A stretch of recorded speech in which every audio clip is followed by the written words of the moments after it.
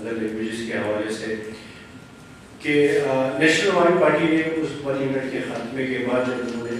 کہا کہ فی الحال وہ کیپیسٹی نہیں ہے، تھوڑا سا ہم ٹائم لیں گے، پھر اپنی زبان کو انہانس کریں گے، کچھ اس میں